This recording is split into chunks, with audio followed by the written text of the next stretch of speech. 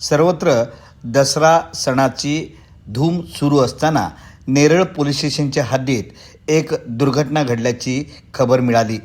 Health फाउंडेशनची team कामाला लागली.